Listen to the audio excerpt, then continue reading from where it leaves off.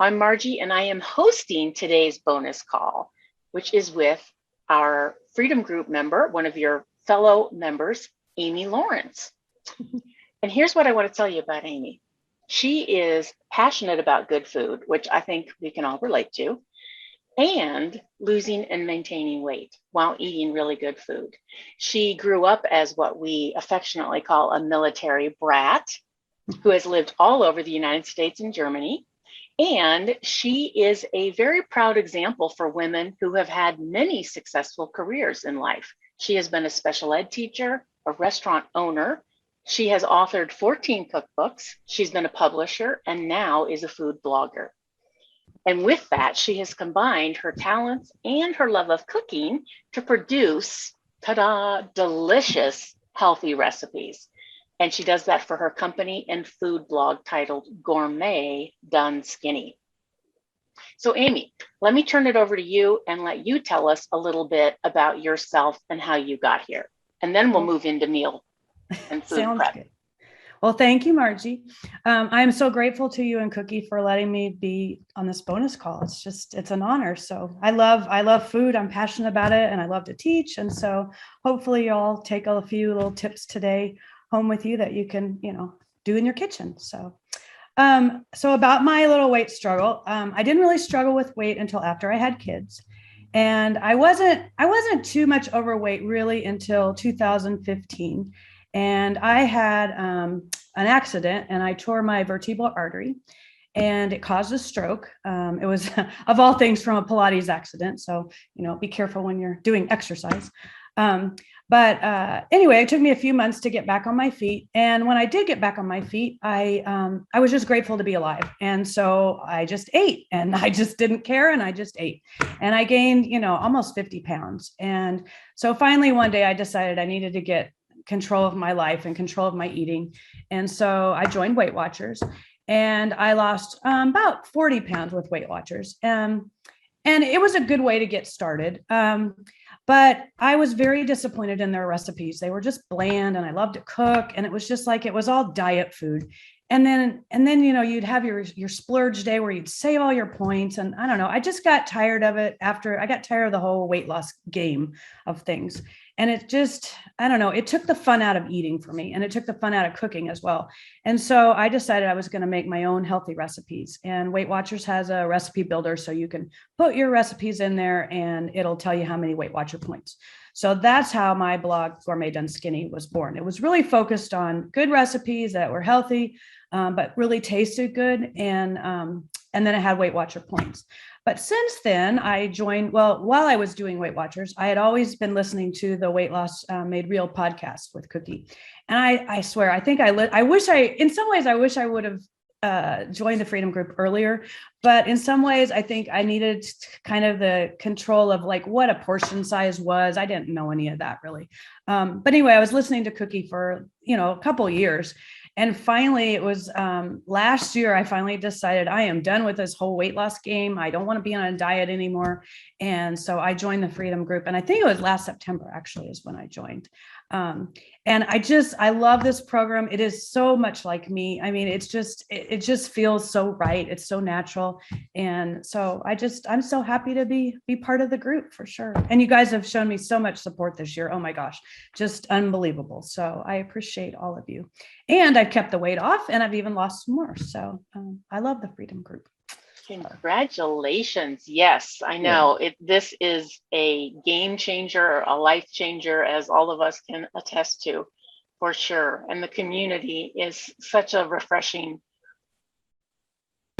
part of it compared to many places. Mm-hmm. Yeah, yes. Definitely. So the topic today is one that Cookie gets asked about, and you guys talk about on the forum quite often. It's a natural thing for us. Some love it, some hate it, some don't know what to do.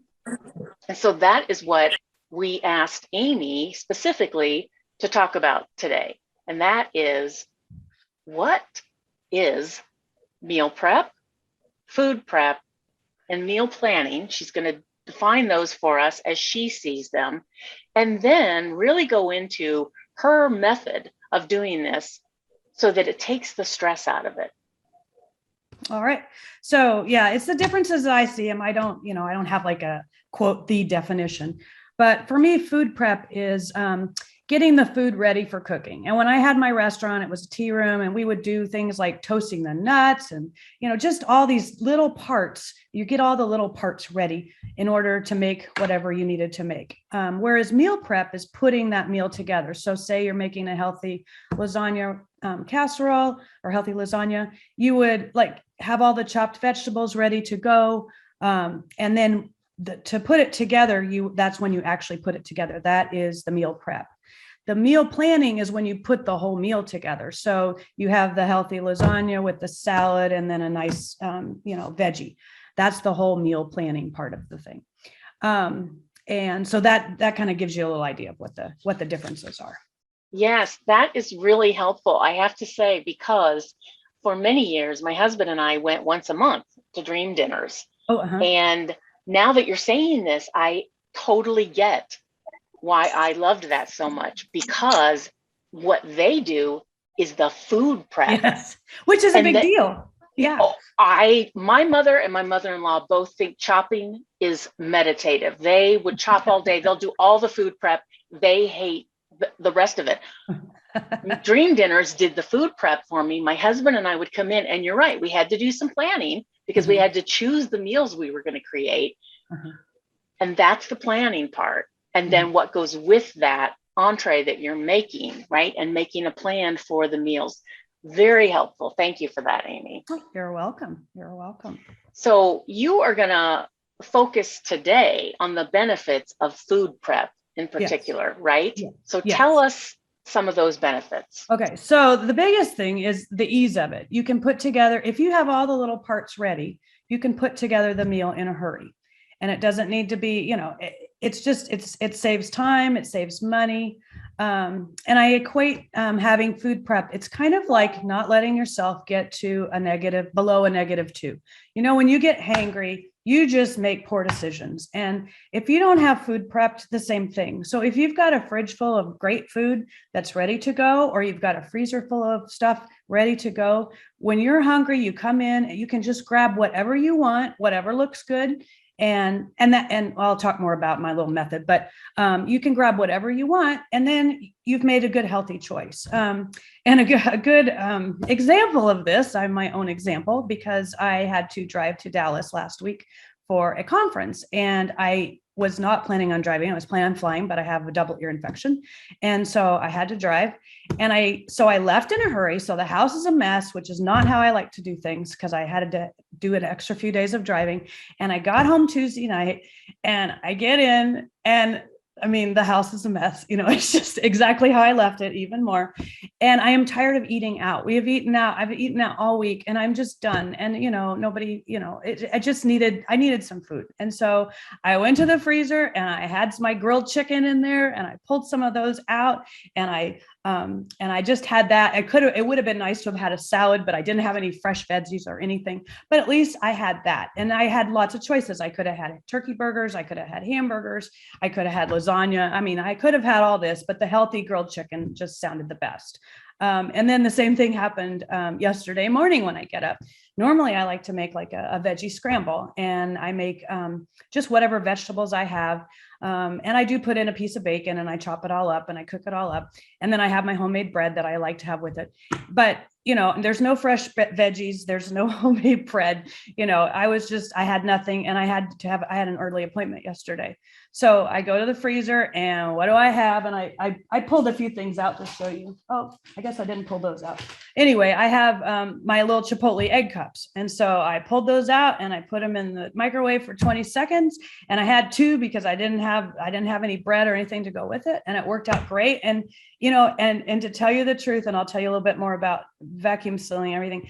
Those, I have not made egg cups in probably a year. So those have been in the freezer for a long time, and it sounds terrible, but if you vacuum seal everything, it keeps it super fresh, and they tasted fabulous.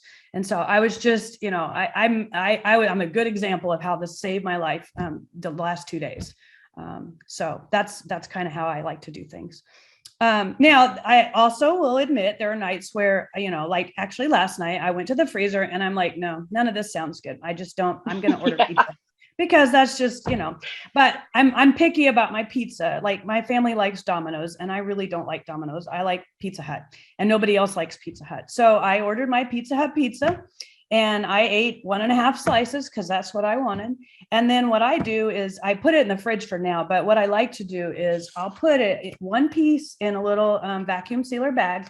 I seal it up and then I put it in the freezer. And then the next time everybody orders Domino's, I pull out my little piece and I put it in the microwave for a couple seconds. And then I put it in the broiler for a couple minutes and then it crisps it all up. And yeah, it's not as good as, just getting it straight from Pizza Hut, but it's still pretty darn good. And I didn't have to fix it and it portions it out. So you're not like snarfing down the whole pizza, because it's so good. You're being in control. And if I decide one piece isn't enough, I have another piece in the freezer. I can do the same thing, but it slows me down. I can't just eat a bunch of pieces at one time. So that's, so anyway, food prep really saves the benefits. It saves calories and it prevents you from making bad choices. And it saves you money as well. So. Yeah. So those are biggies, right? It saves time. It saves energy. Yeah. It saves money. It reduces our stress, yes. which is always good. And like you said, then it leads to better food choices. And I would also say even though we do walk to the freezer or the fridge, we all do it and look in there and say, I don't want to eat any of this. Clearly, it actually increases the choices of what you have to eat, right? Yes. Versus me having only last night's leftovers because I have nothing else ready to go. So lots of good benefits. They all sound wonderful. So I'm going to be devil's advocate here and say, Amy, do you know why we would rebel from this? Why is it so hard? Many of the women in the group recently have posted and Cookie asked that question yesterday. And I forget now, I apologize, who said, I do it and then I stop because I view it as a chore. So I know that's one of the reasons, but I would love to hear what you have to say on this. Yeah. Well, that's my top reason because we view it as a huge chore. We think it's going to take way too much time and we dread it. You have a big prep day and you dread it. I mean, I'm guilty of that too, especially when I had the tea room. We had days where we made 50 quiche at one. We called it quiche day. We'd all come in on our day off basically, and we'd make 50 quiche and then we'd have quiche for a long time. But I dreaded it. It was a huge deal. It's a lot of work. And yeah, you're happy later, but you dread that one day. And, that's not good. And I mean, it's not fun. And I think also, like we said, you rebel because, well, okay, so you plan on eating your leftovers tonight. Well, you don't want your leftovers. You just had them last night and you don't want them. So I think that's another reason we rebel because we like to have choices. And especially as a natural eater, you want to eat whatever you want to eat. And so maybe you don't want last night's dinner. So I think those are the two main reasons why we rebel against food prep for sure. Yes. And before we move into the rest of what Amy's going to share, that reminds me, I forgot to say at the top of the hour, we are going to leave room for question and answer at the end. So feel free to type any comments or questions into the chat and then I'll read them for Amy or we'll scroll through them and answer them. So don't feel like you have to wait to put them in, but I'm telling Amy, I've already told her, just ignore those because we will get there. And I say it now because I would also love to hear any other reasons that you guys have for rebelling against this or not doing it. Because one of them I know is I don't know how. And that is one of the things you are going to learn from Amy today. Just meeting with her to prepare for this, I learned so much. Well, good. So take it away, Amy. Share with us your favorite strategies, how you do it so that we know in the long run it is worth it. But I also know that for many of us, we just can't even envision that. So help us see the process of how you're doing it, what you suggest. Tell us, of course. Tell us your good stuff. Well, I've been doing it a long time. And I have to say, I really didn't realize how this all came about until recently. I really think owning the restaurant is really what got me thinking about food prep. Because before I would just plan out what dinners we were having. And then that's, like everybody else. But with the tea room, we had to plan things way ahead. And so I think that's where all this planning first started. But it's not hard. It's not as hard as you might think. And, of course, there are some people who, and I'm actually a type A person with lots of things, but I am not a type A person when it comes to meal planning at all. I do not like my meals planned out 3 times a day. I don't put them on the calendar like that. Even before I did the natural eater, that's just not how I am, because something inevitably happens. You've got to take the cat to the vet early in the morning, so you didn't get to do whatever you're supposed to do. And then so that meal you didn't get made, or you come home and you're tired and you said you were going to have this and you don't, and you don't feel like fixing that. Or, like a lot of times I'll decide I'm going to have a salad for lunch and it's cold and I want soup. There's lots of that. So that's more the traditional way of meal planning, in my opinion, of plotting it all out on the calendar. And for those of you that love to do that, that is great. I mean, that is totally great. That is just not me at all. So here are my 3 ways to food prep. The easiest way for me, and it may sound hard at the beginning, but once you start stocking your freezer and your refrigerator, you'll see how easy it becomes and how habitual it becomes. So I always make extras when I cook. I mean, pretty much always, especially if it's a meal that my family really loves. I always make a double batch. And I don't know why, even though I love to cook gourmet, I love the Instapot. I am just such a huge fan of the Instapot. It is just it's just the best thing since sliced bread, really. And so I make a Instapot Korean beef, and everybody loves it. So sometimes I'll even triple that batch depending on who's around to eat. And so I will make a huge batch of it, and then we'll have it for dinner. And then we will, if I know people are going to be around during the week, then what I like to do is I put them in these little black boxes, which I love. And I'll explain all the little sticky note stuff later. And I put a little thing that says Korean beef, eat by, Thursday. So everybody knows what's in there. Because if the black box goes in there like this, nobody knows what's in there and nobody eats it. But if they see what's in there, then they'll eat it. So that's one of the things that I like to do. The other thing is, if I make a big batch of soup, I don't, even if we make just a regular batch of soup, it seems like we never eat all the soup. People like soup, but not enough to finish it up all the time. So I used to use those little vacuum sealed bags to put the soup in, and it's kind of tricky to balance it all and get it vacuum sealed. But I found these great things. They're called super cubes, and they're portioned out. This one happens to be a 1 cup, but they have 1/2 cup, a 1/4 cup, 2 cup, different ones. And there's lines in there, so you can fill it however full you want. And so I portion everything out to about 1 cup for soup. You put it in, put the lid on it, stick it in the freezer. Now, because I like to do a lot of food prep and have the food ready, I'll wait till it's frozen, and then I'll transfer it to those vacuum sealed bags. And so they look like little blocks of soup. But you make sure you label it. I didn't used to be really good at labeling, but now I'm really good with my Sharpie and I write what's on there. And then, the thing is, if you freeze a huge batch of soup, it's going to take a lot of time to thaw it out. And then chances are nobody's going to eat it all anyway. So if you freeze it in these 1 cup things, or if you know for sure your family's going to eat, do 2 cups or whatever. But I like the 1 cups. And so I pop in the microwave for a couple minutes. It's hot, and I have it for lunch or dinner or whatever, whenever I want it. And we have all different kinds of soup in the freezer, just because we have choices. And every time I make soup, I freeze it. So that's one of the little things I do for that. Let's see what else. And about the vacuum sealed bags too. I guess I should talk about that. You don't need to buy a fancy vacuum sealer. This one's from Nova. I got it on Amazon. I actually like this one better than some of the more expensive ones, and the one they do a lot more and all this.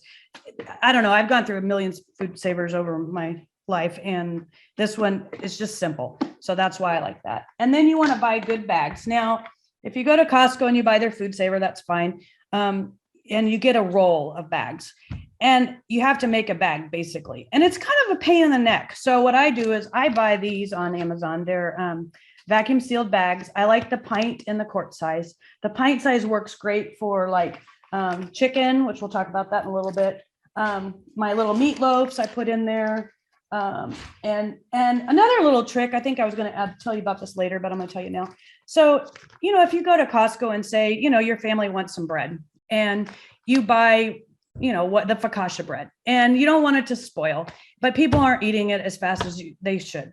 So just pop a few pieces in the Ziploc, in the vacuum sealed bag. And then when next time you have soup, you've got a couple pieces.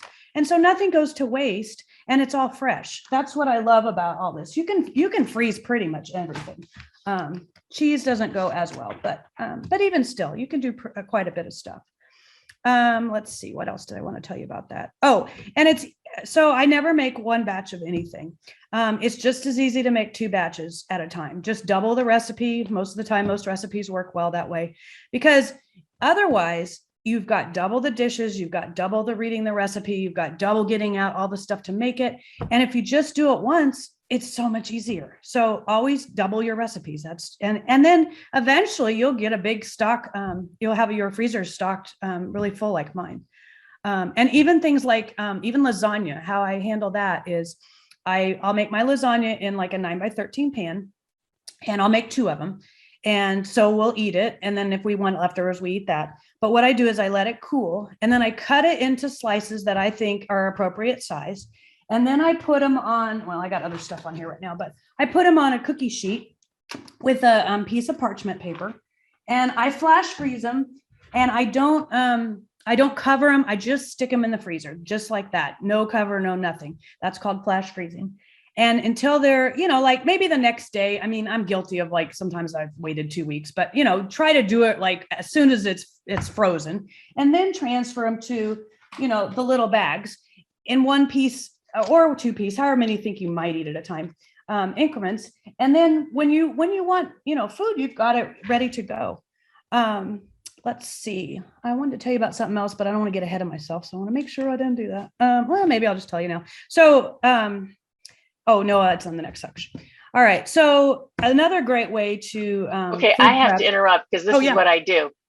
Can you I see Claire giggling. Can you just feel Amy's passion for this, you guys? I wish you would come to my house and do this, Amy. You're killing me.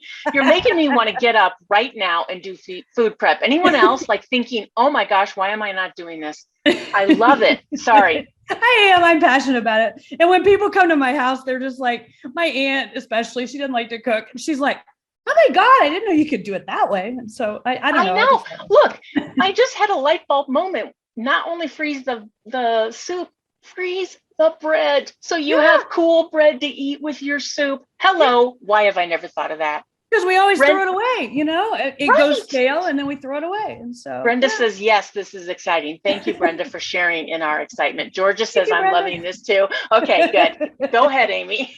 Okay. So another great way to food prep is to save your leftovers. So like, say you made your healthy lasagna and either people weren't around that week, or for some reason you ordered pizza or whatever, freeze those leftovers into little portions.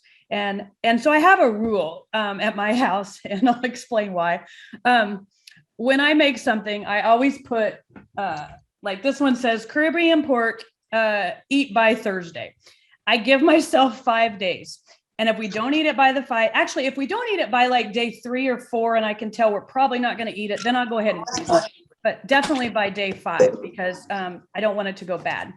But the reason why the little stickies came about is because, and this is before Weight Watchers, this is before anything, but I had these little black boxes, and I made this pork for my son, I made pork for the family, and it got pushed back. It didn't have a sticky on it, and it got pushed to the back of the refrigerator.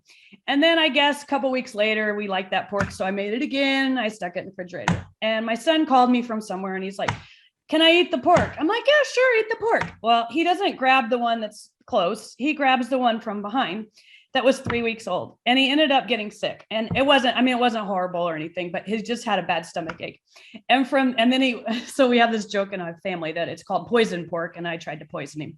But now we have stickies on everything, and I clean the fridge out every Sunday, and I throw out for sure whatever we didn't eat up or I forgot to freeze or whatever. And so, but the little stickies are a lifesaver. And if it goes in the fridge this way, really it's kind of the kiss of death because nobody knows what it is, so they don't eat it. So I always try to keep them this way. And this is easier than actually, I used to freeze things or put things in the refrigerator on a plate covered with saran wrap. But the problem is they don't stack, and these stack very well. So that's why I like these. You can get these on Amazon, and I think sometimes they might have them at Costco or Sam's too.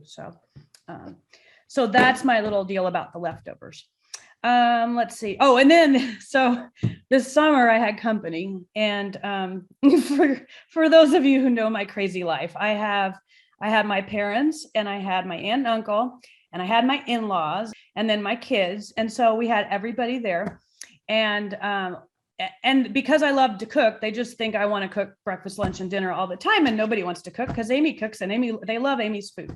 So you don't get a break really, unless you do stuff like, freezing. And so one day for lunch, and my mom is vegetarian or vegan. Sorry. My mom's vegan. My uncle is from Missouri and he owns cattle. So he only eats beef and potatoes.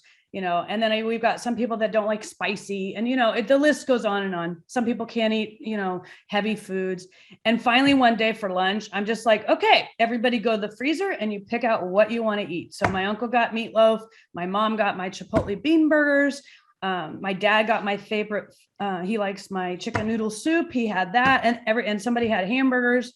And somebody had grilled chicken over a salad. And so it worked for everybody. And it was kind of fun, actually. They just thought it was so fun to go to the freezer and pick out whatever they want. So it's just kind of a little side note on what you can do with leftovers. And okay, so then the third way is you can set aside some time and do a bulk prep, but you don't need to make it, like my 50 quiche day. It doesn't need to be that much. The only thing I really do make a huge batch of is my grilled chicken. I go to Costco and I buy those huge bags. They're like 7 or 8 pounds of, chicken breasts are probably healthier, but really chicken thighs aren't that much difference if you cut off the fat, which is what I do. I think they taste way better. So I buy a big package of the boneless, skinless thighs. And I brine. If you go to my website, you'll see why my healthy grilled chicken, why I brine. It keeps it moist. It's just like the best grilled chicken. Everybody just loves my chicken, and it's the brining. Really, it's not the seasoning. It's the brining. So I brine it, and if I don't have time, what I do is I throw it in a big bucket like this, and put the chicken in there and stick it back in the fridge for up to 24 hours. Usually I do at least a couple hours, and so then I grill the chicken, and when I bring it into the house, I do it for like 30 minutes, maybe. If it's warm, it's easier to cut if it's warm. Now, if I don't have time, I just put it in the fridge and deal with it later. But if I have time, it's much easier to cut. And I chop it into little bite-sized pieces, and then I package it up. So I've got into 1 cup packages. So it's amazing what 1 cup can actually do. 1 cup is actually too much for one person. But it's great over a salad. It's great. You can throw it in with pasta. And if I've got more people at home that night, then maybe I'll thaw out 3 packages. And you can just defrost them in the microwave. You don't have to, thaw them out on the counter. But it's just grilled chicken you can use for everything. Wraps, tacos. I mean, the possibilities are endless with the grilled chicken. And I'm sure you could probably do that with ground beef too. We're just more of a chicken family. So that's what I do. So, you can set aside and make a big batch of something like, if you're doing a lasagna, it does take some time to make lasagna. So maybe that's a day, but make it fun. Don't make it a chore. Because if it's a chore, you're just not going to do it. So, it's something you really love to eat, like I'll do enchiladas every once in a while, and yeah, they take a little bit of time, but it's so worth it later. So that's what I like to do. Oh, and the other thing that I do, let me grab this real quick. The meatloaves, I use these loaf pans.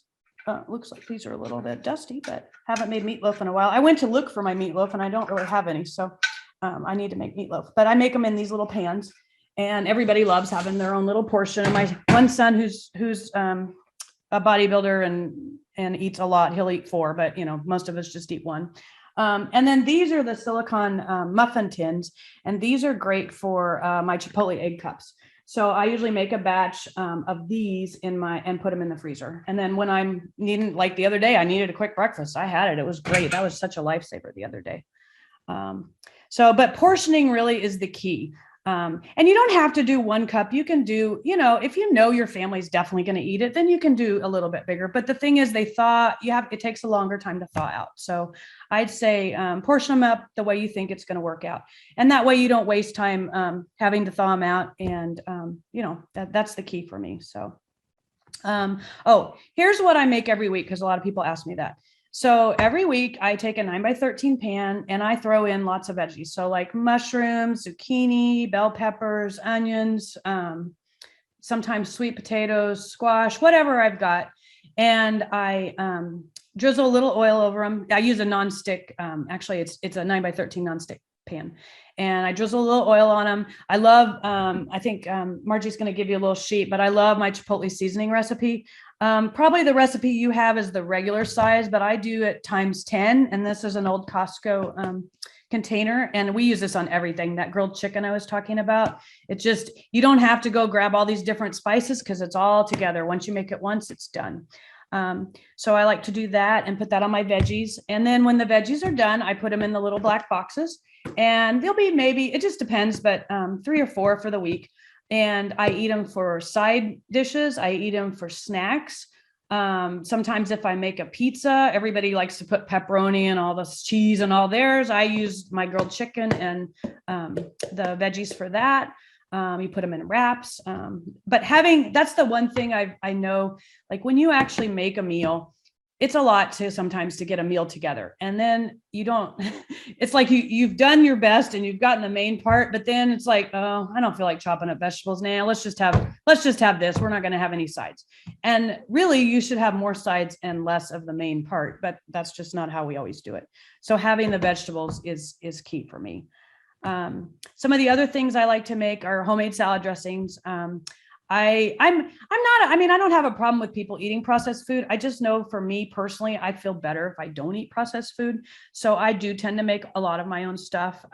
My easy blue cheese dressing, if you love blue cheese, is just really good. My aunt just loves it. She can't believe it's healthy, but it's just blue cheese, non-fat Greek yogurt, a little bit of, I use champagne vinegar, but you could use apple cider vinegar, and a little bit of salt and pepper and a little garlic. And then you smash it all up. And then if you want to use, those pretzels and dip it in there, you can do that, or you can thin it up a little bit with a little bit of milk and use it as a dressing.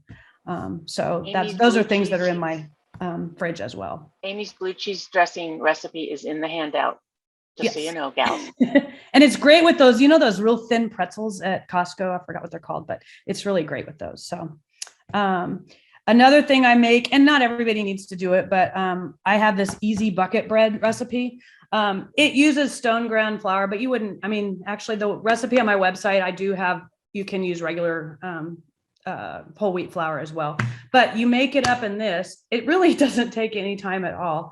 And then when you're ready to make your bread, it makes 4 loaves. You pull off a pound, you let it rise for 90 minutes, and you put it in the oven. It's called 5-minute a day bread. I kind of adapted the recipe from a book that I had, but it's so easy, and you have fresh bread, whenever you want. And literally it takes 5 minutes to prepare it. Now to bake it takes like 30, but it's real quick. So, and then some other things that I like to have on hand, besides, the veggies and everything, the rice and pasta, depending on who's home. My younger son loves rice.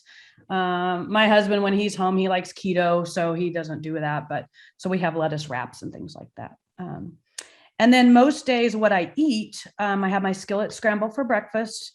For lunch, I cut up just tomatoes, especially right now because the garden's great. And I love burrata cheese. And so I'll cut up tomatoes, put a little bit of burrata, put some basil on there, and sprinkle it with a good balsamic vinegar. And then that's lunch. And it fills me up, and it's great. So, and then for dinner, it just depends. I usually cook 3 times a week, typically, depending on how our activities are. And then we have leftovers, or we pull things out of the freezer. So 3 days a week, I tend to cook for the most part. So I know that was a handful, but hopefully you got it all. So yes. And is that, and then the other strategies. So I told you about the dinner. And then I told you about the tags. Also, so like if you get down to, you have maybe like say 2 meatloaves left, and it's not enough for your whole family. or you have 2 hamburgers or whatever, go ahead and freeze those. And then I know I'm spoiled. I have three freezers really. One in my kitchen and one I have a big one in my garage. That's the prep stuff.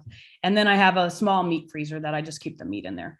But I have a drawer in my fridge, in my freezer in my kitchen that it's labeled grab and go. And so those 1 or 2 things I throw in that drawer. So anytime anybody's hungry, they can just pull out whatever they want. Or sometimes, it's like whatever you want for dinner night and you can go to the drawer and pull out what you want for dinner. So, but I really rebel having a calendar. I don't know. It stresses me out to write it all down like that. Now, if I know I'm having company, of course, I'll make notes about what I want to make, but I don't plan everything out. You can just pull it all together. Like for lunch, if I want to pull together a little wrap, and you don't have to make your own. I make my own, but I do tortillas. And if you put those little pieces of parchment paper in between, so even if you buy them at the store, put these in between and then freeze them.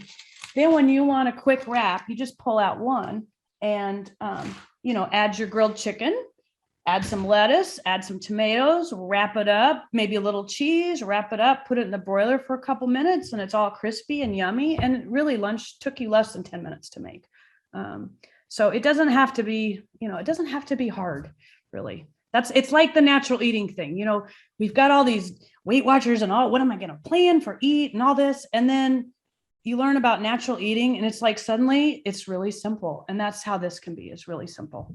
So anyway, I think I'm done with my little soapbox. That was so much fabulous information. Amy shared a picture of what it looks like in her freezer where she has this stuff prepared. Sometimes. I made that for my book. Now I've got stuff jabbed in between. So if you saw the freezer. But still, the point is you've got multiples here.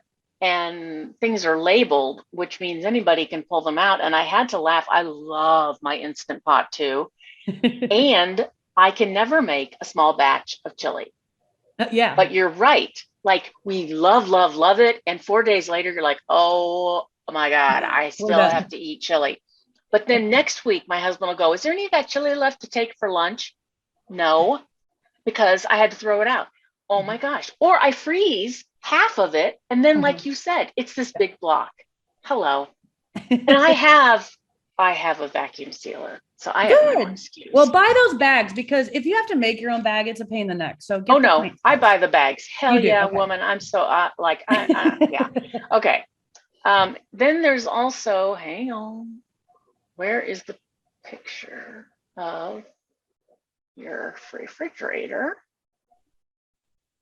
Yeah, so here's bare today though. But just an example of having the meals labeled, right? And then she has plenty of other bins with fresh food, whatever. Amy, thank you so much. This is so helpful, informative, motivating. Thank you. Have a great rest of your day. And here's to food prep, food planning, Amy's way, our way, making it work for us, right? Yes. All right. All right, guys. Bye-bye. Thank you. Bye-bye. Bye-bye.